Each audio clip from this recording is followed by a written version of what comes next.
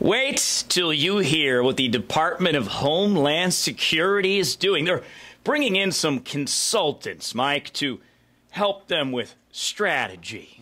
My name is Rob Hunter. That guy right there is Mike Russell. We are Russell and Hunter, 550 KOYI.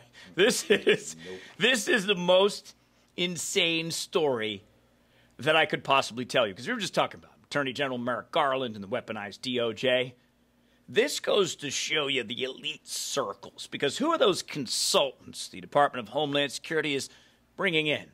We have James Clapper. Oh, I think I recognize that name. National Intelligence Director, former CIA Senior Operations Official Paul Colby, and former CIA Director John Brennan, all walking in with their pants on fire because they are a trio of liars. What do you mean by them being a trio of liars? These people sold out their entire nation a few times. One, when they signed on to the 51 former intelligence people, they said that this Hunter Biden laptop story is all Russian disinformation. They're liars. But now they get their key cushy government jobs back. Now they get to double and triple dip and get back and be a part of the Department of Homeland Security as the Intelligent Experts Group. I think it's way worse than that. This is where my nefariousness that normally is reserved for you, Mike Russell, is going to come out. Okay, this is getting me excited. What John Brennan, the former CIA director, what James Clapper did, what Paul Colby did, they didn't just lie. They pulled a psychological operation on America by telling that lie. And it was clever that it wasn't a lie, because I've told you before, I just read a quote from Donald Rumsfeld, the former defense secretary recently. There are dozens of ways not to lie. Technically speaking, it wasn't a lie so much, and it's a false truth, because they had, what was the key word? Looks like Russian information. Appearance. But that's all the media needed, because the media stopped critical thinking, I don't know, 15 years ago, apparently. So this was a psychological operation that Brennan, Clapper, and Colby pulled on America with the Hunter Biden disinformation story, and now they're going to be working with the Department of Homeland Security, which we found out yesterday isn't disclosing how many migrants have either terrorist ties or drug cartel ties, because the Department of Homeland Security doesn't want to violate their privacy rights. What they're going to be focusing is on terrorism, fentanyl, trans-border issues. I didn't know the border was identifying as something else. I didn't know there was a trans-border.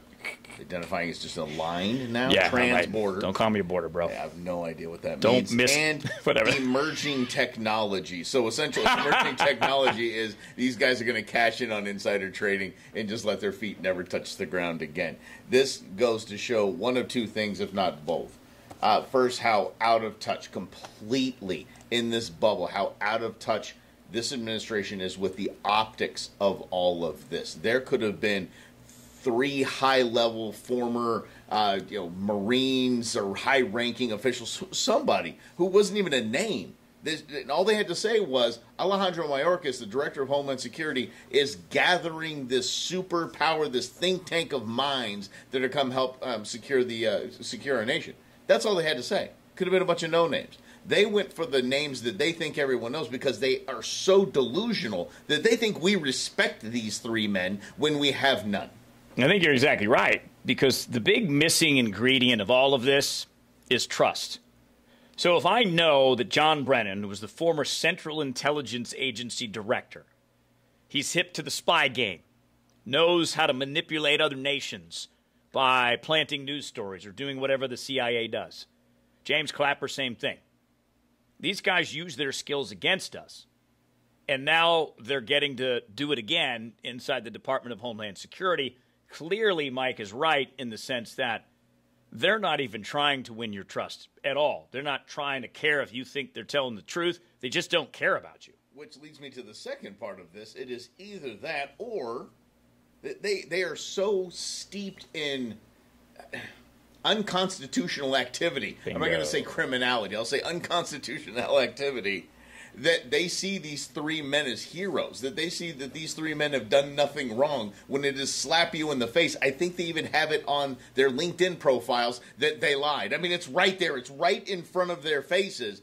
And this administration refuses to see it because they're along for the ride. They're in that swampy attitude. And, by the way, could be a nice pat on the back. Thanks for signing on to that, the group of 51 that helped me win the election. And I think it's also the arrogance that these are the only guys that could do it, to your other point, Mike. That's the part that really is just obvious to me, is that somehow, again, the only people we have to serve this country are really old, out-of-touch people who are, I don't know, at least corrupt, borderline pulling psychological operations on the American people in a Department of Homeland Security which doesn't want to admit the truth to you as to how many people are here and what those people are doing now and how they're scraping by to survive.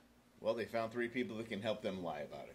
So, a good move by the Biden administration if that is their goal. Speaking of Biden, he is found to have likely violated the First Amendment. We know this. We're going to tell you why. It's coming up next on our Russell 100 550 KF1.